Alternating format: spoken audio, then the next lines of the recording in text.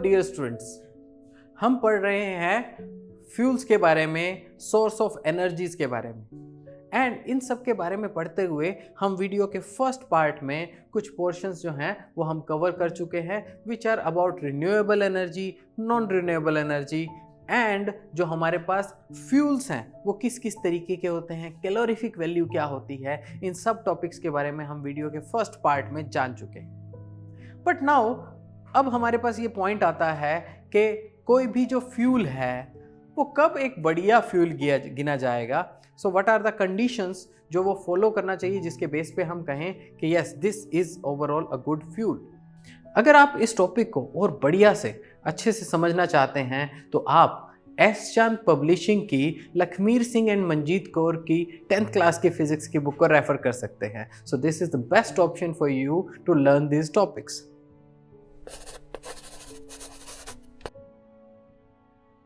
Now let's look at it. तो ये हमारे पास है कि what are the choices of a good fuel, कोई फ्यूल बढ़िया फ्यूल कब गिना जाएगा।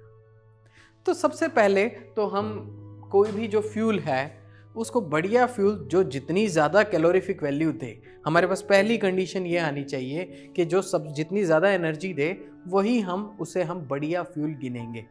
तो यहाँ हमें डिस्कस करना है ऑन द पॉइंट कि what are the characteristics of a good fuel.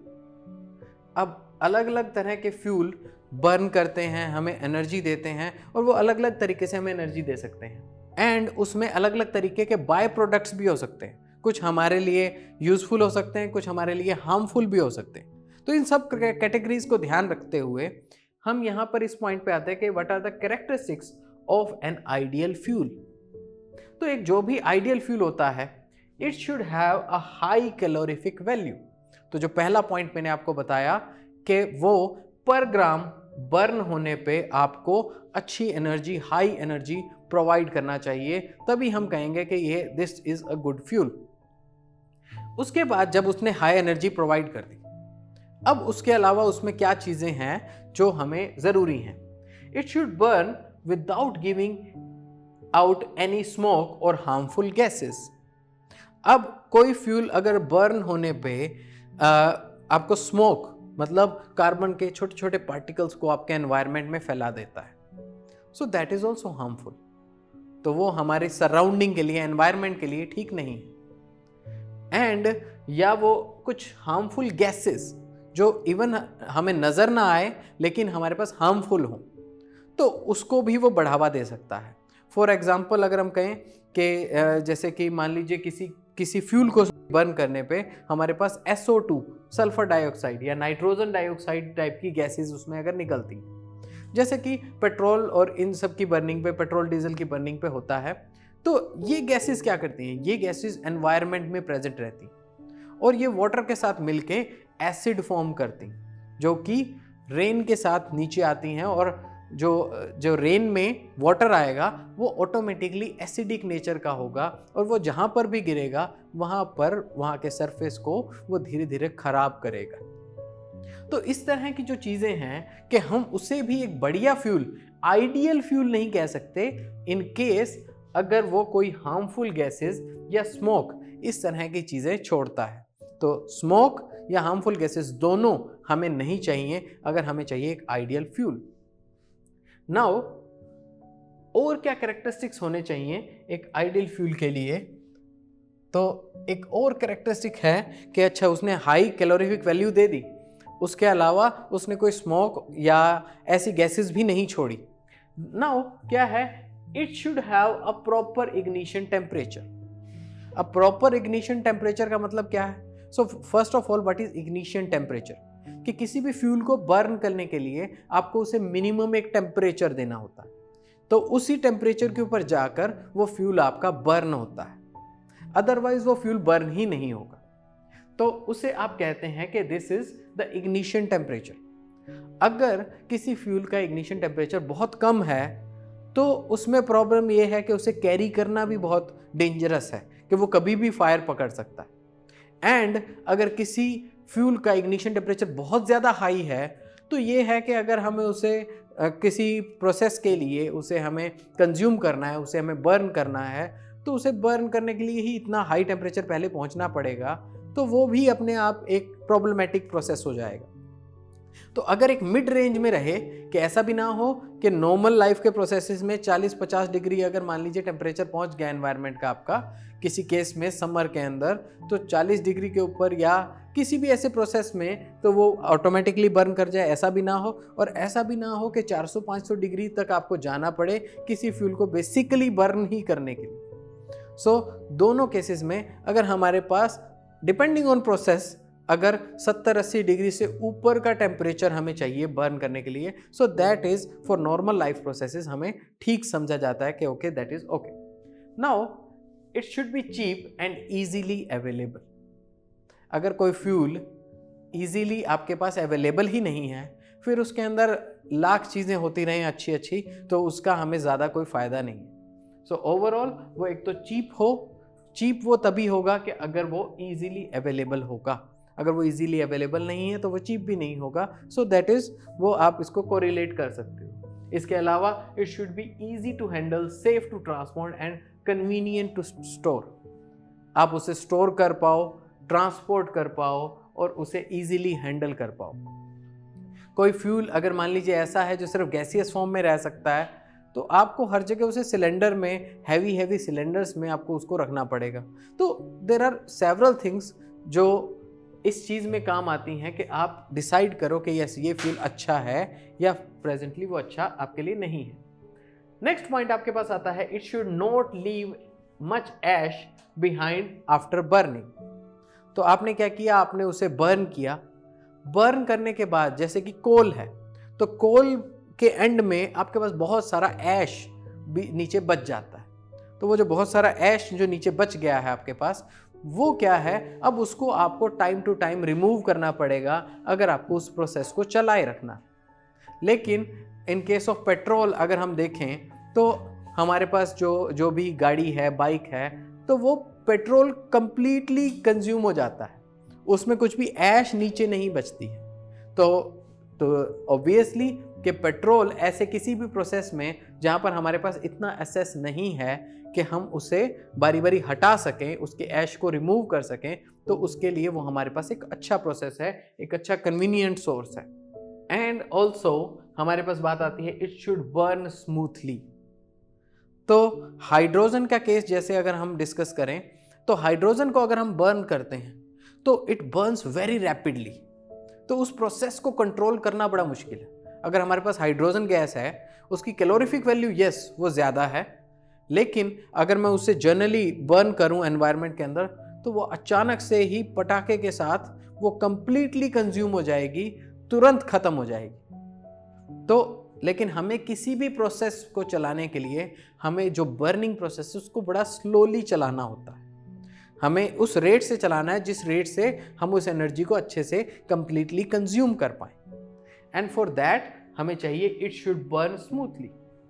तो ये कुछ सारे प्रोसेसेस, ये कुछ सारे कैरेक्टरिस्टिक्स हैं जो एक आइडियल फ्यूल के अंदर होने ही चाहिए। अगर वो उसके अंदर हैं, देन हम कंसिडर करते हैं कि yes this is a good fuel, this is an ideal fuel.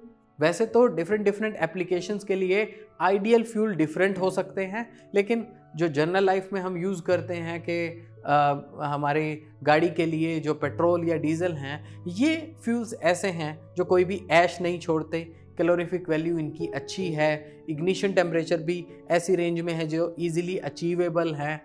तो उन सब को ध्यान में रखते हुए, ठीक है, तो वो हमारे लिए गुड फ्यूल्स हैं। बट उनके अंदर भी देन कुछ चीज़ें आ जाती हैं कि sometimes they are emitting some harmful gases, कुछ फ्रैक्शन उसमें ऐसा रहता है, तो SO2, NO2 इस तरह की गैसेस वो एमिट करते हैं। तो बिल्कुल कंप्लीटली आइडियल तो it's like unachievable, but yes बहुत सारे फ्यूल्स ऐसे बनाए भी जा सकते हैं फॉर सर्टेन एप्लीकेशन, रॉकेटरी के अंदर या ऐसे फ्यूल ही यूज़ करते हैं। बट डेली लाइफ में जो हम फॉसिल फ्यूल यूज़ करते हैं वो इस हद तक ले आते हैं उसको फिल्ट्रेशन करके या सारे प्रोसेसेस से कि वो they are next to ideal, तो उनको उस कैटेगरी के क्लोज लाया जा सकता है। तो यहाँ पर हमारे पास आता है कि सबसे हार्मलेस हमारे पास है कि अगर कुछ बर्न करने पर अगर कार्बन डाइऑक्साइड रिलीज होती है, सो दैट इज़ ओके। तो हम उससे वो हार्मफुल CO2 हमारे लिए नहीं है। बट अगर किसी की बर्निंग में आपको कार्बन मोनोऑक्साइड रिलीज होती है, दैट इज हार्मफुल। उसके अलावा अगर आपके पास सम गैसेस लाइक SO2, SO3 या नाइट्रोजन ऑक्साइड टाइप की गैसेस अगर आपके पास रिलीज होती हैं, दोज गैसेस वो आपके एनवायरनमेंट में एसिडिक वाटर के साथ रिएक्ट करके देन एसिडिक नेचर में कन्वर्ट हो जाएंगी एंड देन वो आपको बहुत हार्म कर सकती है, आपके एनवायरनमेंट को हार्म कर सकते हैं। तो इनको हम हार्मफुल की कैटेगरी में रखते हैं। Now you can see there are some questions जो आप प्रैक्टिस कर सकते हैं, जो आप ज़रूर स्टडी कीजिए ताकि आप अपने कंसेप्चुअल नॉलेज को टेस्ट कर सकें। And finally we come to the point conventional source of energy.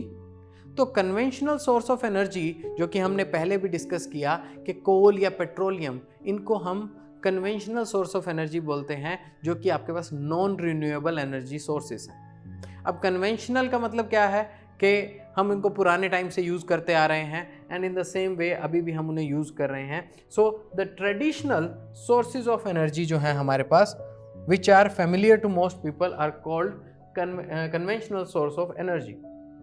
तो ये जो पुराने टाइम से हम जिनको कोयले का या पेट्रोलियम के प्रोडक्ट्स का इनका हम यूज़ करते आ रहे हैं, तो ये हमारे पास conventional source of energy. But ये सब हमारे पास आते कहाँ से? ये सब हमारे पास बने हैं फॉसिल फ्यूल्स की कैटेगरी में, हम इनको रखते हैं। So what are fossil fuels?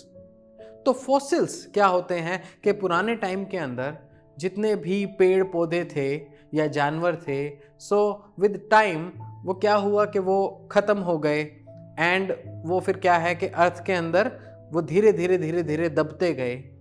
Long time में बहुत उनके ऊपर अर्थ से प्रेशर पड़ा या बहुत सारे स्टोन्स के अंदर वो कैप्चर हो गए एंड कुछ बैक्टीरिया की प्रेजेंस में एनॉर्बिक रिएक्शंस हुई एंड फाइनली उससे क्या हुआ कि वो ऐसे मटेरियल्स में बदल गए जिसके अंदर कार्बन बेसिकली एक डोमिनेटिंग पार्ट है एंड उनको हम बर्न करके उससे खूब सारी एनर्जी हम उससे ले सकते हैं। तो ये जो चीज़ें हैं, ये सब्सटेंस जो हैं, ये हमारे पास फॉसिल फ्यूल्स की कैटेगरी में आते हैं। इसे हम फॉसिल फ्यूल इसलिए कहते हैं क्योंकि फॉसिल वर्ड इस चीज़ से आया कि ये जो जीव जंतु थे, जितने भी प्लांटेशन थी, उन सब से जाकर फॉसिल से ये ओवरऑल बने हैं। Now a natural fuel form deep under the earth from the prehistoric remains of living organisms like plants and animals is called fossil fuels। तो इन अ नटशेल बस हमने एक छोटी सी डेफिनेशन में ये पूरी बात समझी कि जो भी लिविंग ऑर्गेनिज्म थे पुराने टाइम में, प्लांट्स या एनिमल्स टाइप के, तो वो जो पुराने टाइम में दब गए हाई प्रेशर की वजह से, एनॉर्बिक रिएक्शंस की वजह से, वो आपके फॉसिल फ्यूल्स में कन्वर्ट हो गए। And in the next topic हम यही चीज़ पढ़ रहे हैं कि how fossil fuels were formed. तो उसके साथ ही हमारे पास ये पॉइंट आता है कि how fossil fuels were formed, the plants and animals which died millions of years ago.